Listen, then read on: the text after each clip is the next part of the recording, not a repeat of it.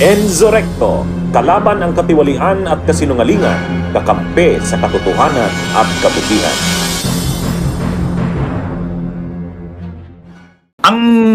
Ang debate lang naman dyan or ang argument dyan, yung bang nakakulong tulad ni Jinggoy at saka ni Marcoleta, ika-count pa rin o hindi na? Doon nagkakaiba eh. Doon nagkakaiba. May iba-iba dyan na pananaw. Si retired senior associate Justice Carpio, ang sabi niya, hindi na dapat kasama yan. Kasi hindi naman nag-participate sa trial eh. Pero si retired associate Justice Adolfo Ascona, sabi niya hindi.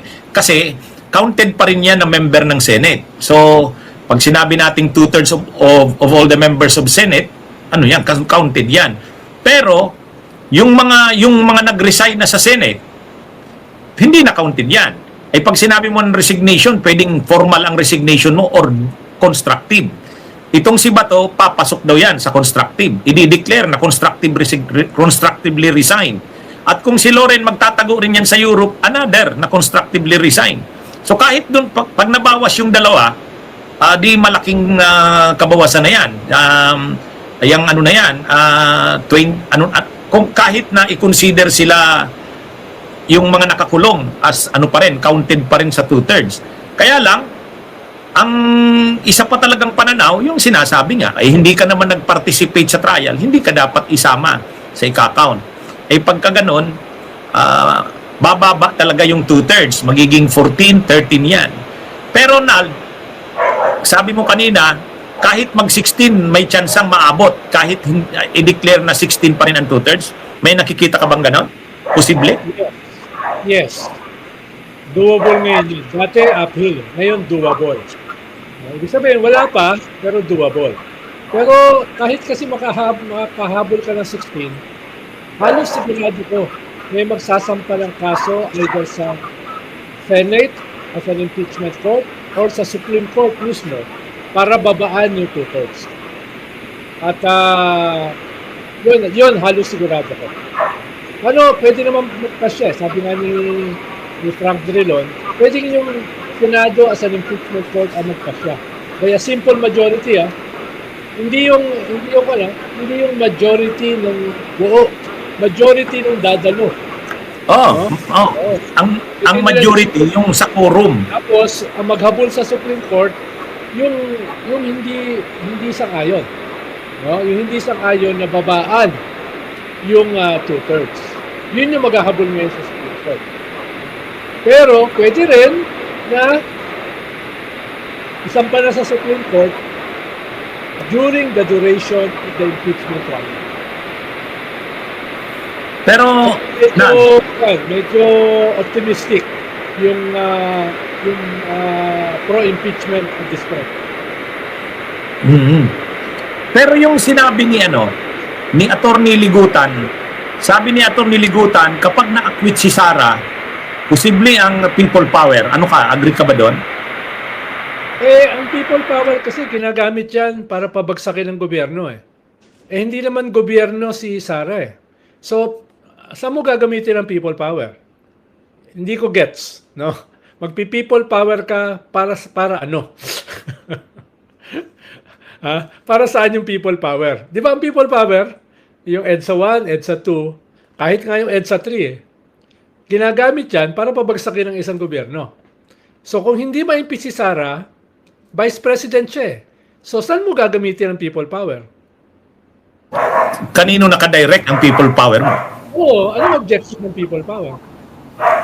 Una pakitanong kay Atty. Ligutan. Dahil people power ka para mag-withdraw ng support yung military para bumagsak ang gobyerno. Diba? Yun ang ibig sabihin ng people power. So, kung people power ka dahil hindi na-impeach si Sara, para saan? Para i-impeach siya uli? Parang hindi ko gets. Siguro ang ibig niyang sabihin, parang katulad nung people power nung kay Erap, di ba, Nal? Yung mga senador kasi, syempre nakabantay ang publiko noon. Ay nung pinagdidibatihan doon, kung bubuksan ba yung envelope. ay yung mga senador na kakampi ni ERAP, talagang prinotektan sa ERAP, hindi pinabuksan. Kaya nag-out yung mga prosecutors tapos nag-people power na. Yes, nag-people power ka para pabagsakin si ERAP. Si ERAP kasi ang gobyerno. Si ERAP ang gobyerno, siya ang presidente. So, nag-people power ka para pabagsakin si ERAP. Hindi naman presidente si Sara. So, mag-people power ka para saan? Parang ang mangyayari, hindi naiibang people power yan. Siguro parang expression lang ng galit ng tao sa desisyon ng mga senador. Kasi ang senaryo dyan, kumbaga tambak na, ang ibig sabihin niya ni Atty. Ligutan siguro, tambak na yung ebidensya. Tapos ang tibay ng mga ebidensya talaga, convincing yung evidence na talagang dapat i-convict si Sara. Ang problema, itong mga senador, atong tulad nila Padilla, tulad nito nila Amy, nila Bongo, hindi naman sila titingin sa ebidensya eh. Tulad nga ng sinabi ni Padilla, bali-balik ta rin man siya, sunugin man daw siya, amoy Duterte siya. So para useless itong mga ginagawang pagpipresent ng ebidensya. So ang problema niyan, kung kitang-kita na ng tao na sapat na, sobra kasapat na ang ebidensya, tapos i-acquit pa rin. So parang katulad ang mangyari niya nung kay parang ganoon ang mangyari. Pero tama ka, hindi yan pagpapabagsak ng gobyerno. Hindi yan people power na nakadirect against sa gobyerno, kundi pag-express lang ng ng tao, ng disgusto, di ba? Kaya nga rally lang 'yun. Rally lang 'yun. Pwedeng malaking rally, pwedeng maliit, rally lang 'yun. Ang people power kasi ang very nature niya extra constitutional. Diba? Kaya nga yung EDSA 1 ay extra constitutional, people power 1. Yung people power 2, extra constitutional. Although ang labo nung kanon, ang tawag nila constructive resignation, no? Ano kung people power ang nagpabagsak kay ERAP, dapat hindi succession. Dapat revolutionary council. Katulad nung nangyari nung EDSA 1. Diba? Yung kay ERAP, ang ginawa nilang solusyon, succession. Dahil daw nag-resign daw si ERAP. Diba? Medyo hanggang ngayon medyo gray area 'yun. Diba? Yung constructive resignation na 'yun.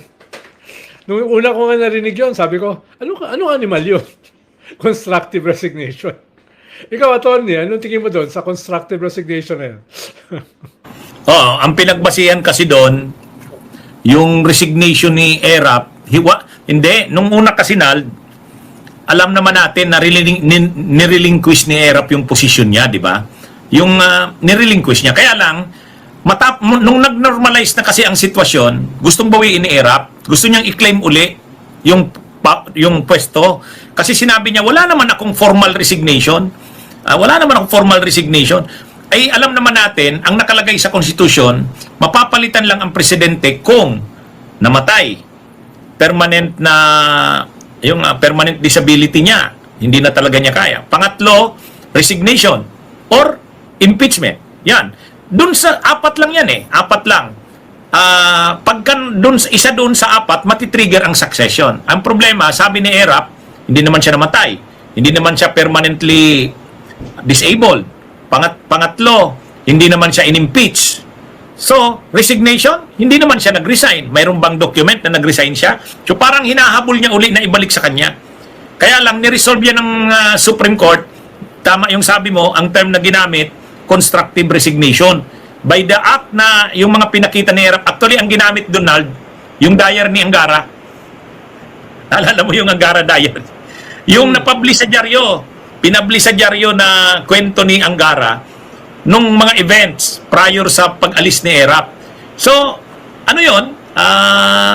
Yung mga acts ni ERAP saka yung pronouncements niya, kahit wala siyang formal resignation, resign siya. So, dahil resign, nag-trigger ng succession. Hindi, pero malinaw kasi ousted siya eh. He was ousted by a people power. Diba? Kaya siya umalis ng Malacanang, ousted siya. Kaya it was never a resignation. Paano kung na-oust yung presidente, katulad nung panahon ni Marcos, ang pumalit, revolutionary government. Diba? 1 year yung revolutionary government ni Cory eh. Yun yung nangyari. Hindi siya extra-constitutional siya. EDSA 2 was clearly extra-constitutional. Oo, kaya lang Nal, ano kasi yan? Pareho yan, yung nangyari kay Erap, saka yung nangyari kay Cory, pareho yan question sa Korte Suprema. Kahit naman kay Cory, question din yon, people power. Ano yon? Kaya lang, ang naging ruling doon, ay syempre kasi, ang naging basis ng ano doon sa pag-question kay Cory, yung ano, na ang pinoclaim ng COMELEC at ng Batasang Pambansa na nanalo ay si Marcos. Di ba? So, kaya lang, ang sabi ng Korte Suprema doon sa case ni Cory, yung sinasabi mo, ang people power na yon ay exercise ng tao ng sovereign, ano nila, yung sovereign power ng tao. At saka dineclare na ni Cory na hindi naman siya umupo based on the 1973 Constitution. Sa katunayan, dineclare niya talaga na revolutionary yung government niya. Kaya yung people power na yon, it was a direct exercise of the people ng kanilang sovereign power. Kaya walang ano doon, walang succession under sa Constitution. Revolutionary yon.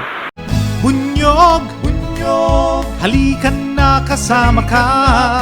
Bunyog, kapag buklod ay may pag-asa.